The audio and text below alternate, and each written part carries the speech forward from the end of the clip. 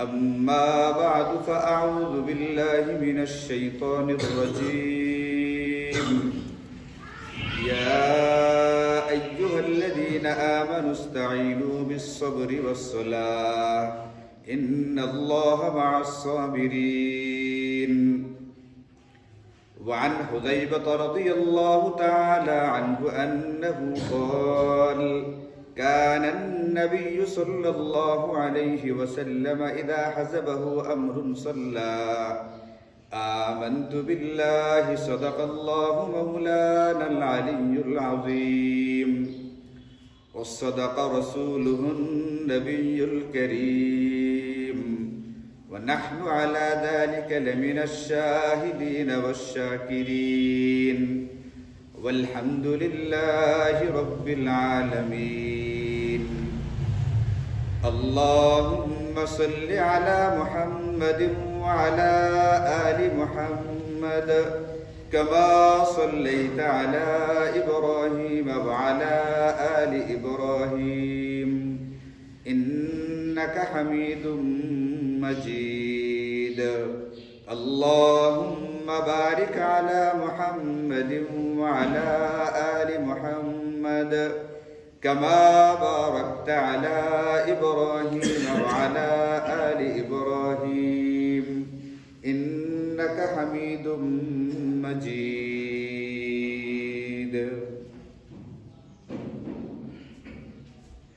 আমরা এই দুনিয়াতে জিন্দেগি যাপন করতে গিয়া আমাদের দৈনন্দিন জিন্দেগিতে হাজারো প্রয়োজনের সম্মুখীন হচ্ছি।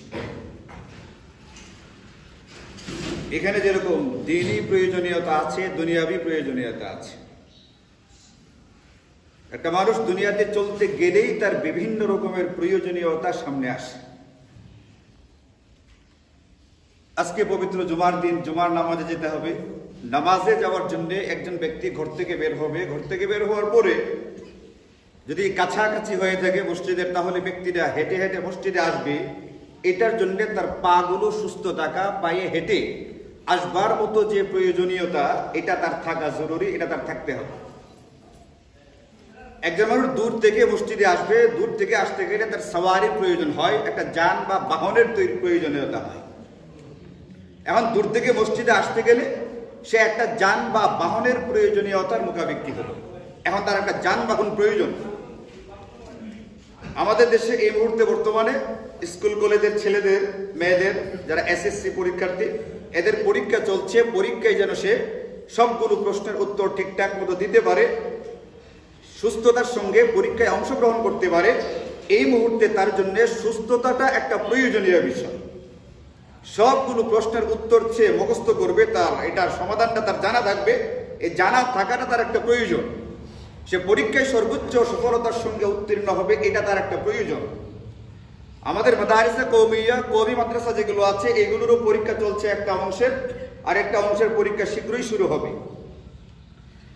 আমি দুনিয়াতে চলতে গেলে আমার শারীরিক সক্ষমতা দরকার। চাকরি করি, বাণিজ্য করি, যাই করি না কেন, একটা কাজ করতে গেলে আমার কিছু জ্ঞান প্রয়োজন, আমার সুস্থতা প্রয়োজন। আমার দুনিয়াতে চলতে গেলে বহু কিছুর প্রয়োজন হয়। আমার সন্তানের, আমার স্ত্রী পুত্র পরিজনের খোরাকের প্রয়োজন, সেটা আমি ব্যবস্থা করব, এটা আমার একটা প্রয়োজনীয়তা। অসুখ বিসুখ হয়ে গেলে সময় মতো চিকিৎসক পাওয়া, এটা আমার একটা প্রয়োজন। যথাসময়ে চিকিৎসক না পেলে কষ্ট হয়ে যায় মানুষের। চিকিৎসার দেরি হলে মানুষ বিভিন্ন রকম অসুবিধার সম্মুখীন হয়। তৎক্ষণাৎ প্রয়োজনীয় চিকিৎসা পাওয়া, এটা একটা প্রয়োজন। মারা যাওয়ার সময় যেন অতি কষ্ট না হয়, সহজে যেন রূহ আমার বের হয়, এই আসানিটা আমার একটা প্রয়োজন। মারা যাওয়ার পরে কবরের সওয়াল জবাব সহজ হওয়া, কবরের আযাব গজব থেকে বাঁচতে পারা, এটা আমার একটা প্রয়োজন। জান্নাতে যেতে পারা আমার একটা প্রয়োজন। জাহান্নাম থেকে মুক্তি পাওয়া আমার একটা প্রয়োজন। আমার দ্বীনি এবং দুনিয়াবি এরকম হাজারো লাখো প্রয়োজনীয়তা আমার আপনার জিন্দেগিতে আছে। এখন আমি আপনি আমার আপনার এই প্রয়োজনগুলো কিভাবে পূরণ করব, কিভাবে হাসিল করব, এটার জন্য ইসলাম আমাদেরকে কি নির্দেশনা দেয়, কোরআন এবং সুন্নাহ আমাদেরকে কি বলে। যেহেতু আমাদের মুসলমানদের গোটা জিন্দেগির সমস্ত কিছুর সমাধান দেওয়া আছে কোরআন এবং সুন্নাহর ভিতরে। আমরা সমাধান খুঁজবার চেষ্টা করি কোরআন এবং সুন্নাহর মধ্যে। এখন কোরআন সুন্নাহয় আমাদের এই প্রয়োজনগুলো পূরণ করবার জন্য কি হিদায়াত বা নির্দেশনা দেওয়া আছে এটা আমাদের জানা দরকার, এবং আমাদের প্রয়োজনগুলো পূরণ করতে গিয়া ওই জিনিসটাই জিন্দেগিতে অবলম্বন করা দরকার। এখন দিনী দুনিয়াবি আমাদের যে প্রয়োজনগুলো, এইগুলোর ভিতরে কিছু প্রয়োজনীয়তা এমন আছে যেগুলো আসবাব বা উপায় উপকরণের ঊর্ধ্বে। কারো সন্তান দরকার, সন্তান হচ্ছে না, সন্তান দরকার। বলেন এটা দুনিয়ার কোনো মানুষ ব্যবস্থা করে দিতে পারবে যদি আল্লাহ পাকের পক্ষ থেকে ব্যবস্থা না হয়? ইয়াহাবু লিমান ইয়াশাউ ইনাসান ওয়া ইয়াহাবু লিমান ইয়াশাউ যুকুর। ছেলে হোক মেয়ে হোক সন্তান দেন একমাত্র আল্লাহ তাআলা। এখানে দুনিয়ার কোনো মানুষের কোনো দখল নেই। সন্তান পাইতে গেলে এটার কোনো আসবাব উপায় উপকরণ দিয়া চলবে না, একমাত্র আল্লাহ পাকের রহমত ছাড়া। আমার জিন্দেগিতে বরকত হোক, এই বরকত হওয়াটা এটা আসবাব উপায় উপকরণের ঊর্ধ্বে, এটা আল্লাহ পাকের পক্ষ থেকে হয়ে থাকে। একজন মানুষের যে প্রয়োজনগুলো পূরণ করতে গিয়া এক মাসে 1 লক্ষ টাকার প্রয়োজন হয়, এখন কোনো মানুষ যদি এটা চায় যে ওই প্রয়োজনগুলো আমার 10,000 টাকা দিয়ে পূরণ হয়ে যায়, 1 লক্ষ টাকার কাজটা যদি 10,000 টাকা দিয়ে পূরণ হয়ে যায়, এটাকে বলা হয় এটাকে বরকত। এটা দুনিয়ার কোনো মানুষ পারবে না যতক্ষণ না আল্লাহ পাকের পক্ষ থেকে তাকে দেওয়া হবে। এটা হায়াতের ভিতরে বরকত হওয়া, জিন্দেগির ভিতরে বরকত হওয়া, এটা আসবাব উপায় উপকরণের ঊর্ধ্বে, এটা আল্লাহ পাক দিয়া থাকে। হাকিমুল উম্মাহ হযরত আশরাফ আলী থানভী রাহিমাহুল্লাহ তার জিন্দেগিতে প্রায় 1000 কিতাব লিখছেন, প্রায় 1000 কিতাব তিনি লিখেছেন। আর আমরা সেই 1000 কিতাব পড়ে শেষ করতে পারতেছি না। লিখতে সময় বেশি লাগে না পড়তে সময় বেশি লাগে? লিখতে সময় বেশি লাগে। তিনি লিখে ফেলছেন তার জিন্দেগিতে হাজারো কিতাব, আর আমরা সেইগুলো শুধুমাত্র রিডিং পড়ে যাব, পড়েও সেই কিতাবগুলো শেষ করতে পারতেছি না। জিন্দেগির ভিতরে বরকত হওয়া, এগুলো আসবাব উপায় উপকরণের ঊর্ধ্বে। এইগুলোর যখন আমাদের প্রয়োজন হয় তখন স্বাভাবিকভাবে একজন মুমিন, একজন মুসলমান আল্লাহমুখী হয়ে থাকে, আল্লাহ পাকের কাছ থেকেই সে সাহায্য চায়। এটা একটা সাধারণ বিষয়। আর কিছু বিষয় এমন আছে যেগুলো আসবাব বা উপায় উপকরণের সহযোগিতা নিতে হয়, আসবাব বা উপায় উপকরণ লাগে। এমন কিছু বিষয় আছে, একটা চাকরি দরকার, চাকরি পাইতে গেলে অবশ্যই চাকরির দাতা একজন থাকবেন যিনি আমাকে চাকরিটা দিবেন। এই অফিসের একজন কর্মকর্তা বা একজন বস থাকবে, একজন মালিক থাকবে মিল ফ্যাক্টরির, যিনি আমাকে এই কাজটা দিবেন। তো আমাদের দুনিয়াতে চলতে গেলে আমরা যে প্রয়োজনগুলোর মুখোমুখি হই, এইগুলোর মধ্যে কিছু আছে আসবাব বা উপায় উপকরণের ঊর্ধ্বে, আর কিছু এমন আছে যেগুলোর ক্ষেত্রে আমরা উপায় বা উপকরণের সহযোগিতা নিয়ে থাকি। এখন এই যে উভয় প্রকার প্রয়োজনীয়তা, এইগুলো পূরণ করতে গিয়া আমি আপনি যেহেতু মুমিন এবং মুসলমান, এবং আমরা এটা জানি আমাদের ইসলামী আকীদার একটা গুরুত্বপূর্ণ আকীদা হচ্ছে সব কিছু হয়ে থাকে আল্লাহ পাকের হুকুমে, আল্লাহ পাকের অজ্ঞাত সারে, আল্লাহ পাকের অগোচরে। পৃথিবীর একটা পাতা পর্যন্ত গাছ থেকে পড়ে না, সব কিছু চলে আল্লাহ পাকের হুকুমে, আল্লাহ পাকের জ্ঞাত সারে। এখন আমি আপনি মুমিন হিসাবে, মুসলমান হিসাবে এটাও বিশ্বাস করি, এটা আকীদা রাখি সব কিছু আল্লাহ পাকের পক্ষ থেকে হয়। এবং আমি আপনি মুমিন হিসাবে, মুসলমান হিসাবে আমাদের করণীয় হলো আমরা যেগুলোর ক্ষেত্রে আসবাব বা উপায় উপকরণ অবলম্বন করতে হয়, ওইগুলোর ক্ষেত্রেও আসবাবকে অবলম্বন করার পরেও আল্লাহ পাকের উপরে আস্থা এবং ভরসা রাখা। এখন আল্লাহর উপরে আস্থা ভরসা রাখার পদ্ধতিটা কি হবে? আমি আমার প্রয়োজন পূরণ করতে গিয়ে আমি সাহায্যটা কিভাবে চাইবো আল্লাহ পাকের কাছে, সাহায্য চাওয়ার মাধ্যমটা কি হবে, আসবাবটা কি হবে, উপায়টা কি হবে, উপকরণটা কি হবে, কোরআন সুন্নাহয় এই ব্যাপারে আমাদেরকে নির্দেশনা দেওয়া আছে। যেমন ধরেন সূরাতুল বাকারা এর মধ্যে আল্লাহ তাআলা আমাদেরকে ডাক দিয়েছেন, ইয়া আইয়ুহাল্লাযীনা আমানু। ডাক দিয়েছেন কি বলে? ঈমানদার বলে। এই জন্য আগেই বলেছি আমরা যেহেতু মুমিন, আমরা যেহেতু মুসলমান, আমরা আল্লাহ পাকের উপরে ভরসা করি, তাওয়াক্কুল রাখি, আমরা সকল ক্ষেত্রে আল্লাহ মুখী হয়ে থাকি। এই জন্য আল্লাহ পাক ডাক দিয়েছেন আমাদেরকে, হে ঈমানদারেরা, হে ঈমানদারগণ বলে, ইয়া আইয়ুহাল্লাযীনা আমানু ইসতাঈনু, তোমরা সাহায্য চাও, তোমরা সাহায্য নাও, সাহায্য প্রার্থনা করো কিভাবে? বিসসবরি ওয়াস সালাতি। আল্লাহ এখানে দুটো বিষয় বলছেন, এই দুইটা জিনিসের মাধ্যমে তোমরা আল্লাহ পাকের কাছ থেকে সাহায্য নাও। এর ভিতরে একটা হচ্ছে বিসসবরি, মানে সবর বা ধৈর্যের মাধ্যমে, ধৈর্যের মাধ্যমে আল্লাহ পাকের কাছ থেকে সাহায্য নেওয়া যায়। ধৈর্য সম্পর্কিত আজকে আমার আলোচ্য বিষয় না, এটা একটা লম্বা চৌড়া আলোচনা। আল্লাহ পাকের তৌফিক হলে আগামী কোনোদিন ইনশাল্লাহ হবে, আর আগেও হয়েছে সম্পর্কিত আলোচনা। 2 নম্বর আল্লাহ তাআলা বলেছেন ওয়াসসালাত। সালাত মানে কি? সালাত মানে নামাজ। এটা আমাদের জানা আছে, আমরাও মুখে মুখে বলি, এটা আরবি শব্দ, কুরআনে কারীমের হাদিসের শব্দ। আল্লাহ বলেন যে ইয়া আইয়ুহাল্লাযীনা আমানুস্তাঈনু বিস-সাবরি ওয়াস-সালাতি। এ দুনিয়ার ঈমানদাররা, দুনিয়ার মুমিন মুসলমান যারা, তোমরা আল্লাহ পাকের কাছ থেকে সাহায্য নাও সবরের মাধ্যমে এবং সালাতের মাধ্যমে। এর মানে আমরা যে সকল মাধ্যমে আল্লাহ পাকের কাছ থেকে সাহায্য নিব, এর ভিতরে গুরুত্বপূর্ণ একটা মাধ্যম হচ্ছে সালাত বা নামাজ। আমার যে কোনো প্রয়োজন সামনে আসবে, এটা দিনই হোক দুনিয়াবি হোক, আমার আপনার নজরে ছোট হোক বড় হোক, যে কোনো প্রয়োজন পূরণ করার ক্ষেত্রে আমি যদি মাধ্যম অবলম্বন করতে চাই, উপায় অবলম্বন করতে চাই, সবার আগে যেটা করা লাগবে, যে ব্যবস্থাটা আসমান থেকে আসমানি ব্যবস্থা হিসেবে দেওয়া আছে, যেটা আল্লাহ পাকের পক্ষ থেকে দেওয়া, এটা হলো সালাত বা নামাজ। নামাজের মাধ্যমে আমি আল্লাহ পাকের কাছ থেকে সাহায্য নিব, আমার প্রয়োজনটা পূরণ করবার চেষ্টা করব। আল্লাহ কুরআনে এখানে হুকুম দিছে, বাস এতটুকুই যথেষ্ট। আল্লাহ বলছেন যে তুমি নামাজের মাধ্যমে সাহায্য নাও। আল্লাহ তাআলা আবার তার নবীগণের মাধ্যমে এটা দেখাইছেন। কি দেখাইছেন?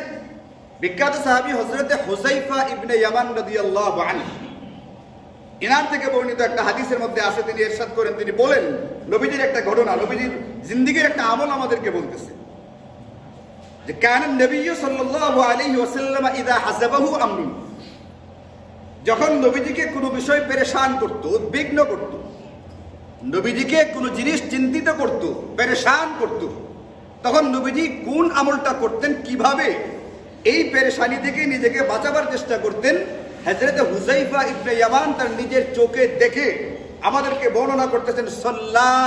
নবীজি সালাত আদায় করতে দাঁড়িয়ে যেতেন।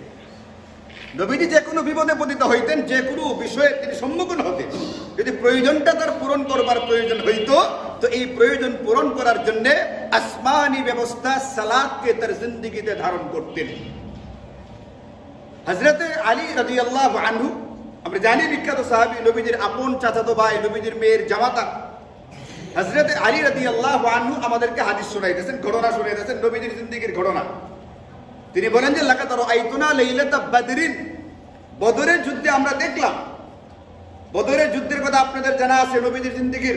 এমনকি আমাদের ইসলামী ইতিহাসের সবচেয়ে গুরুত্বপূর্ণ জিহাদ হচ্ছে বদরের জিহাদ। এখানে মূলত মুসলমানরা জিহাদের জন্য আসেনই নেই, এসেছিলেন অন্য একটা উদ্দেশ্যে। পরবর্তীতে পরিস্থিতি এমন দাঁড়িয়েছে যে এখন যুদ্ধ করা ছাড়া আর কোনো উপায় ছিল না। এখন যে মুসলমানের দলটা বের হয়ে আসছেন মদিনা থেকে, ইনারা হচ্ছেন বয়স্ক ব্যক্তি, নিরস্ত্র ব্যক্তি, সঙ্গে কোনো অস্ত্র ছিল না, এবং তারা যুদ্ধের জন্য বেরো হন নাই, মানসিকভাবে যুদ্ধের কোনো প্রস্তুতিও ছিল না। কিন্তু আয়েশা যেখানে এমন এক ঘটনা ঘটে গেছে, অন্য দিক থেকে আবু জাহালের নেতৃত্বে 1000 সদস্যের সশস্ত্র এবং সামরিকভাবে প্রশিক্ষিত 1000-এর একটা বাহিনীর সামনে এসে উপস্থিত। একদিকে বয়স্ক অস্ত্রহীন ব্যক্তির 313 জনের একটা দল, অন্যদিকে যুবক এবং সশস্ত্র সামরিক প্রশিক্ষিত 1000-এর একটা দল সামনে দাঁড়ায় আছে। এমন একটা অবস্থা দাঁড়িয়েছে, এখন যুদ্ধ থেকে পিছু হটবার মতো অবস্থাও ছিল না, জিহাদ থেকে পিছনে যাওয়ার মতো প্রয়োজন সুযোগই ছিল না। এখন এই মুহূর্তে নবীজির সামনে, সাহাবায়ে কেরামের সামনে যে প্রয়োজনীয়তাটা দেখা দিল, সেটা হলো এই যুদ্ধের ভিতরে অংশগ্রহণ করা এবং যুদ্ধের ভিতরে সফলতা অর্জন করা। এখন সফলতা অর্জন করতে গিয়া কৌশল হিসেবে, এটা হিসাবে, ওটা হিসাবে পিছু হটা, এই বাহানা করা, ওই বাহানা করা, এইগুলোর একটাও করেন নাই। হযরত আলী বলেন, আমাদেরকে দেখলাম যে নবীজি সারা রাত্রি সজাগ রইলেন। ইল্লা রাসূলুল্লাহ সাল্লাল্লাহু আলাইহি ওয়াসাল্লাম আমা মিন্না ইনসানুন ইল্লা নাইমুন ইল্লা রাসূলুল্লাহ। আমি নিজে নবীজিকে দেখলাম, আমরা নবীজিকে দেখলাম, নবীজি ফাইন্নাহু ইউসাল্লি ইলা শাজারাতিন, একটা গাছের নিচে দাঁড়িয়ে নামাজ পড়তে থাকলেন, নামাজের পরে দোয়া করতে থাকলেন, হাত্তা আসবাহ, সকাল পর্যন্ত নামাজ পড়লেন আর দোয়া করলেন নবীজি। এরপরে ফলাফল কি হলো? আমরা দেখলাম গোটা বিশ্ব তাকিয়ে দেখলো, এখনো পর্যন্ত অবাক হয়, 313 জনের সামনে ওই জামানার সশস্ত্র যোদ্ধা, প্রশিক্ষিত যোদ্ধা 1000 নিস্ত নাবুদ হয়ে গেল। কিসের মাধ্যমে হয়েছিল এটা? নামাজের মাধ্যমে।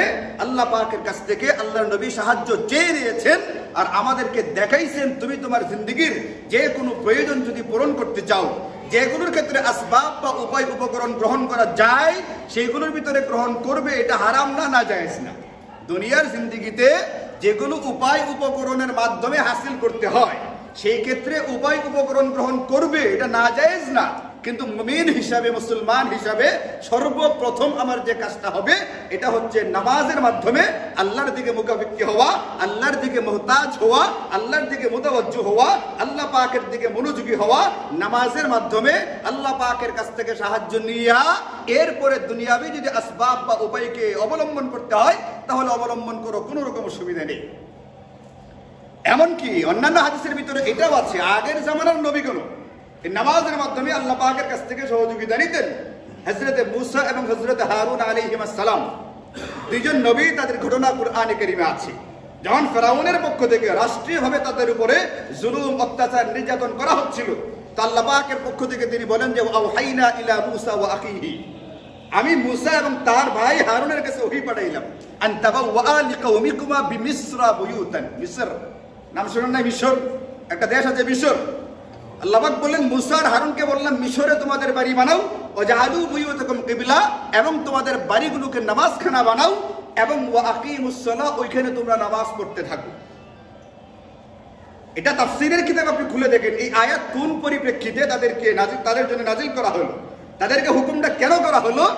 রাষ্ট্রীয়ভাবে তাদের উপরে চরম জুলুম, অত্যাচার, নির্যাতন, নিপীড়ন এইগুলো করা হচ্ছিল। আর ফেরাউন এবং তার বাহিনীর অত্যাচার থেকে বাঁচবার জন্য আল্লাহ তার দুই রাসূল এবং দুই রাসূলের মাধ্যমে তার উম্মতদেরকে বললেন এটা তোমরা আল্লাহ পাকের কাছ থেকে সাহায্য নাও। কিভাবে? ওয়া আকিমুস সালাহ, নামাজ পড়ো, নামাজের মাধ্যমে আল্লাহ পাকের কাছ থেকে সাহায্য নাও।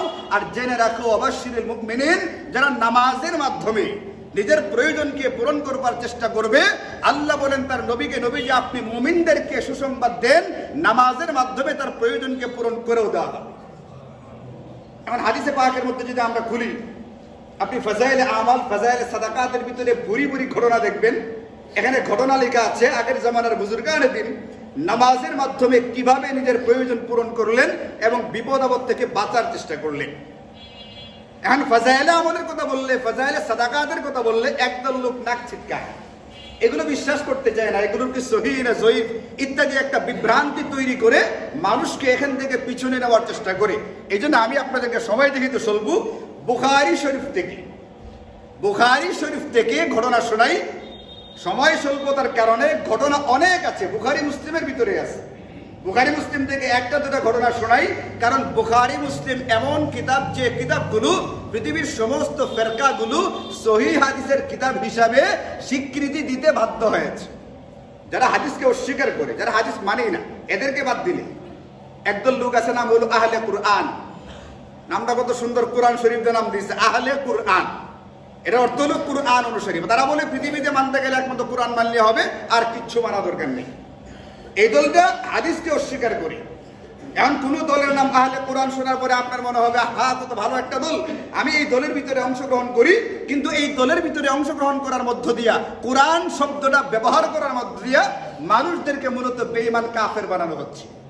কারণ হাদিসকে অস্বীকার করলে এই ব্যক্তির ঈমান থাকবে না। আরে হাদিসকে অস্বীকার করলে তো কোরআনকে অস্বীকার করা হয়ে যায়। কারণ কোরআন যে কোরআন, এটা আমরা কে দ্বারা জানছি বলেন? এইটাই যে কোরআন, এই যে আমাদের কাছে যে কপিটা আছে, নুসখাটা আছে, এটা যে কোরআন শরীফ, এটা আমরা কেমনে জানছি? হাদিসের মাধ্যমে। নবীজি বলছেন এই আয়াতগুলো আমার উপরে আসমান থেকে নাজিল হয়েছে, এইগুলো কোরআন শরীফ, তোমরা এটা কোরআন হিসেবে গ্রহণ করো। তো নবীজি যেটা বলেন এটাই তো হাদিস। তা আমরা কোরআনকে কোরআন হিসেবে পেয়ে যদি হাদিসের মধ্য দিয়া, এখন যদি হাদিসকে অস্বীকার করা হয় তাহলে তো কোরআনকে এমনি অস্বীকার করা হয়ে যায়। কারণ কোরআন হয়েছে কি দিয়া? হাদিস দিয়া। মানে এদের কথা বাদ, যারা হাদিস মানি না এদের কথা ভিন্ন। কিন্তু যারা হাদিসকে স্বীকার করে, পৃথিবীর এমন সমস্ত ফেরকা বুখারী আর মুসলিমকে মেনে নিয়েছে। এই জন্য বলতেছি বুখারী থেকে একটা ঘটনা শোনাই। ঘটনা হলো ওই জামানার, আপনারা জানেন যে হযরত ইব্রাহিম আলাইহিস সালাতু ওয়াস সালামের যে প্রথম স্ত্রী, তার নাম হলো হযরত সারা রাদিয়াল্লাহু আনহা। আপনাদের জানা আছে হযরত ইব্রাহিম হযরত সারাকে নিয়ে সফর করতেছিলেন।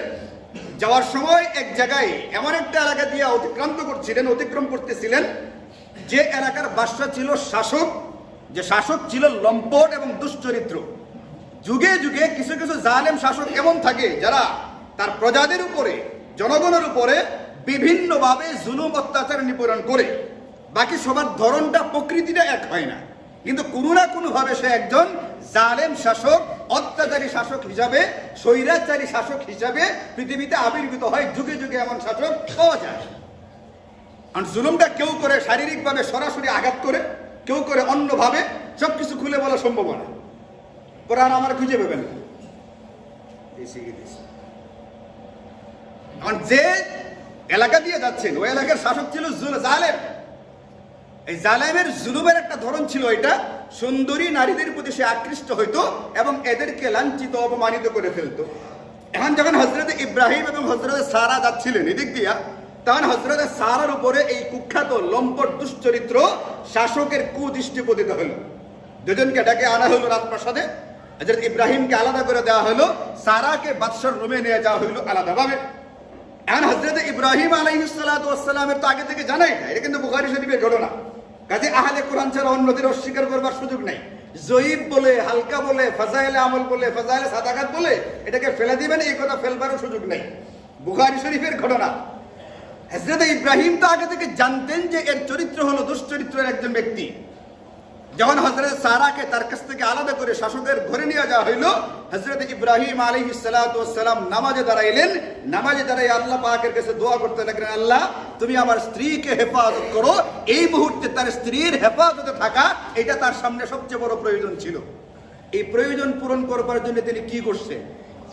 নামাজে দাঁড়াইছেন।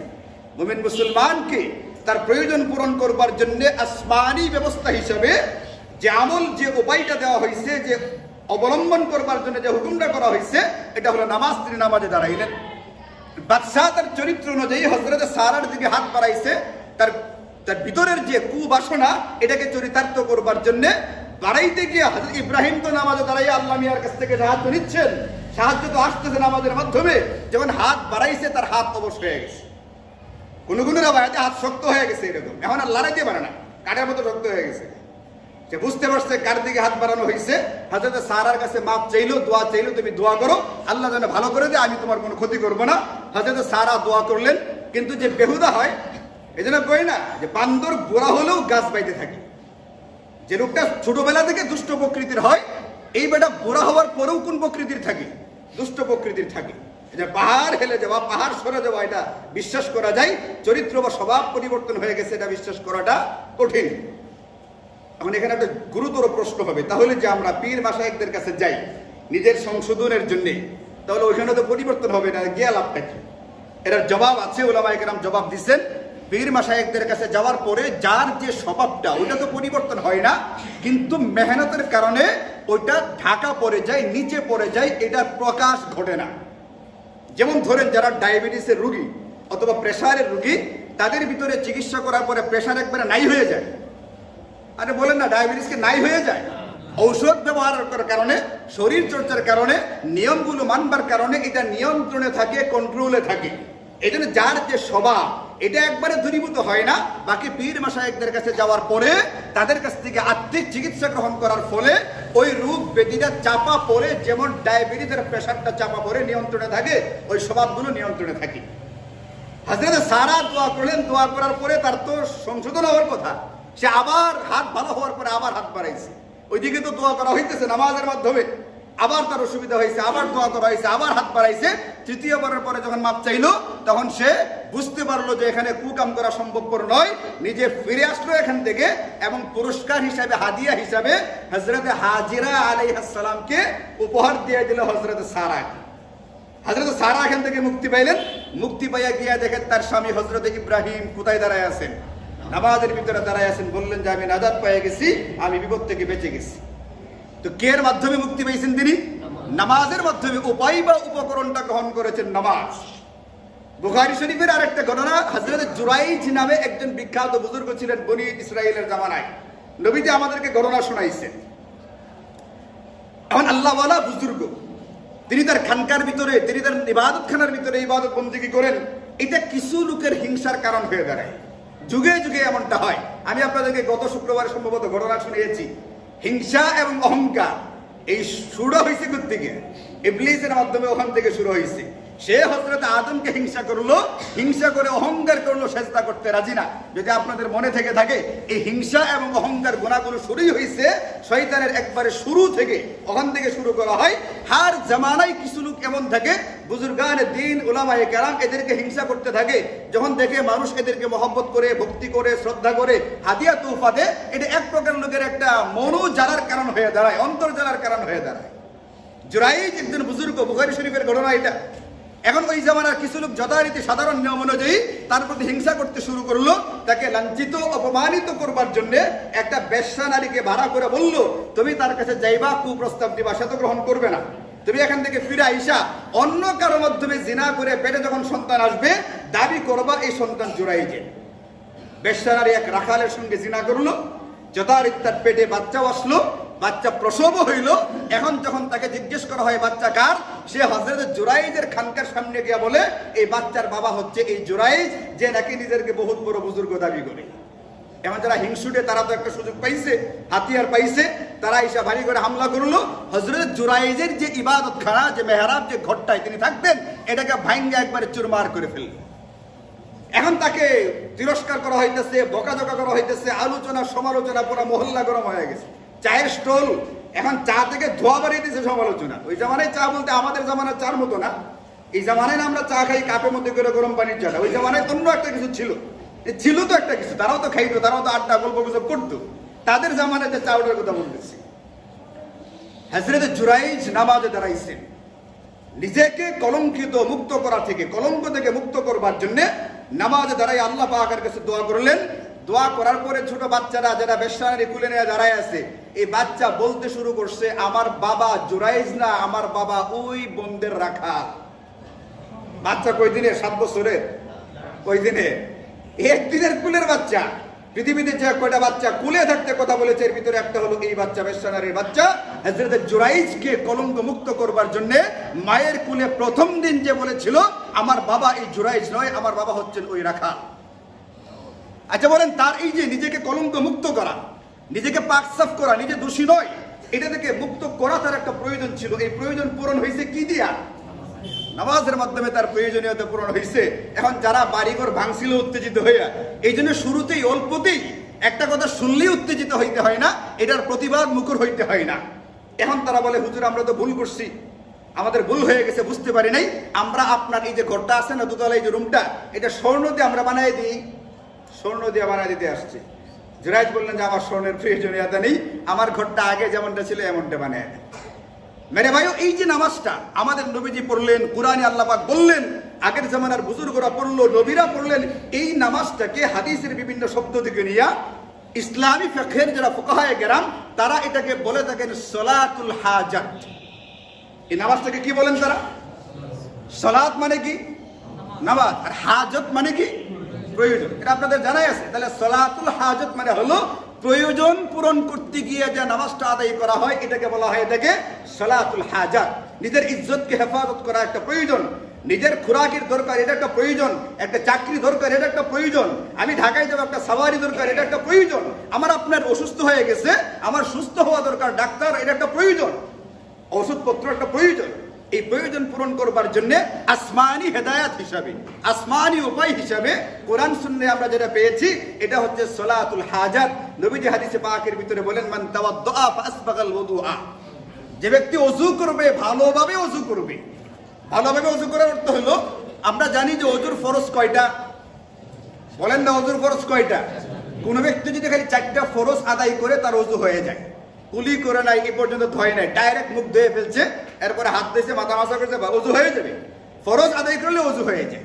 হাদিসের ভিতরে বলা হলো আসবাগাল ওযুআ, ভালো করে ওযু করো। এই ভালো করে ওযু করার অর্থটা কি?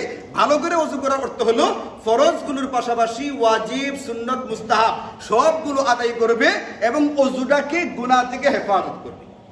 আচ্ছা বলুন, ওযু আবার গুনাহ থেকে কেমনে হেফাজত করে? ওযু করতে গিয়ে গুনাহ হয় কেমনে জানেন? ওযু করতেছে, কোল ছেড়া রাখছে, মাথা মাসা করতেছে, 10 সেকেন্ড মাথা মাসা করতে গিয়ে কোলটা পুরা ছেড়া রাখছে, মাথা মাসা করতে করতে 4 বদনা পানি শেষ করে ফেলছে। গুনাহ হইছে না? হইছে না? অপচয় করা কত বড় গুনাহ। কোরআনে বলছে এরা শয়তানের ভাই। আর আসছে নামাজ পড়তে, ওযু করতে গিয়ে হয়ে গেছে কার ভাই? তাহলে ওযু করতে গিয়ে গুনাহ হইতে পারে না? পারে না। এই জন্য নবীজি বলতেন ফাসবাকাল wudu'a, ওযুটা ভালো করে করবা, মানে ফরজ ওয়াজিব সুন্নাত মুস্তাহাব সবগুলো আদায় করবা এবং ওযুটাকে গুনাহ থেকে হেফাজত করবা। এরপরে সুম্মা সাল্লা রাকাতাইনি ইউতিম্মুহুমা, পরিপূর্ণভাবে 2 রাকাত নামাজ পড়বে। পরিপূর্ণভাবে পড়বে কথাটার অর্থটা কি? ওই যে নামাজের ভিতরে শুধু ফরজগুলো না, ওয়াজিবগুলো সুন্নাতগুলো মুস্তাহাবগুলো আদায় করবে, নামাজের ভিতরে মনোযোগটা ধরে রেখে তারপরে নামাজটা পড়বার চেষ্টা করবে। নবীজি বললেন যে আতাহুল্লাহু মা সাআলা মুআজ্জালান আও মুআখখারান, সে এই নামাজ পড়ার পরে দোয়া কইরা আল্লাহ পাকের কাছে যা চাইবে, যে প্রয়োজন পূরণ করবার জন্য নামাজটা পড়েছে, আল্লাহ সেটা অবশ্যই দিয়া দিবেন, হয়তো নগদ অথবা একটু বিলম্বে, হয় অবিলম্বে অথবা একটু বিলম্বে, কিন্তু তার প্রয়োজন পূরণ হবে।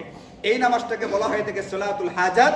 মেরে ভাইও, আমার আজকের আলোচনার বিষয় হলো আমার আপনার দিনই হোক দুনিয়াবি হোক, ছোট হোক বড় হোক, যে কোনো প্রয়োজন পূরণ করবার জন্য আসমানি ব্যবস্থা হিসাবে আমরা আমাদের জিন্দগিতে সর্বপ্রথম 2 রাকাত নামাজ পড়বো, ভালো করে ওযু করে আল্লাহ পাকের কাছে দোয়া করে, এরপরে দুনিয়াবি আসবাব উপায় অবলম্বন করি, কোনো রকম অসুবিধা নেই।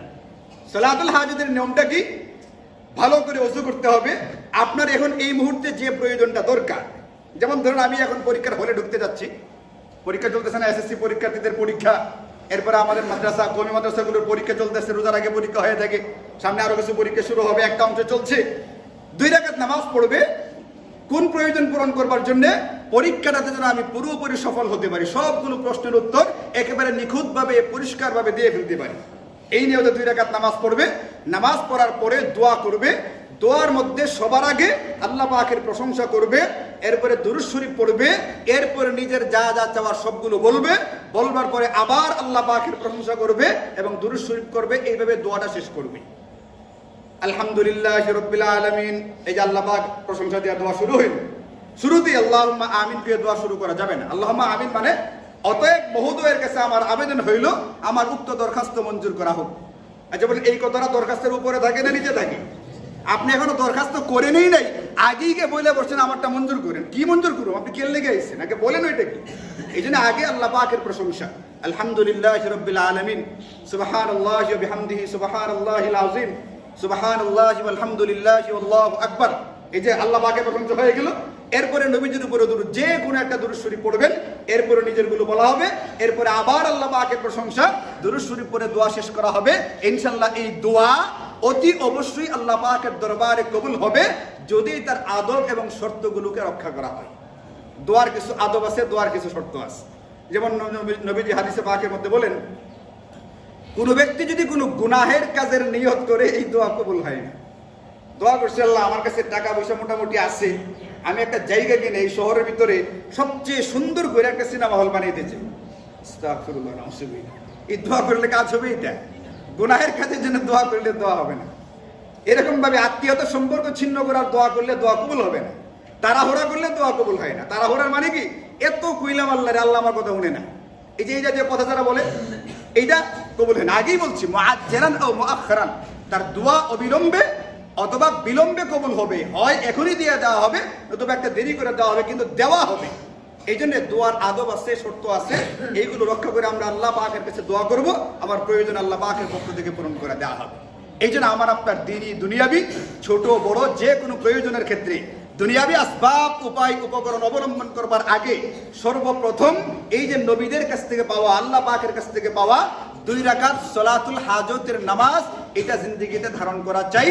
এইটার কইরা এরপরে অন্যগুলি করি, কোনো অসুবিধা নাই। আল্লাহ তাআলা আমাদেরকে বুঝবার, মানবার এবং এই যে আল্লাহ রাসূলের পক্ষ থেকে দেওয়া উপহার হাদিয়া সালাতুল হাজতের, এটা নিজেদের জিন্দেগিতে ধারণ করবার তৌফিক দান করুন। ওয়া আখিরু দাওয়ানা আলহামদুলিল্লাহি রাব্বিল আলামিন।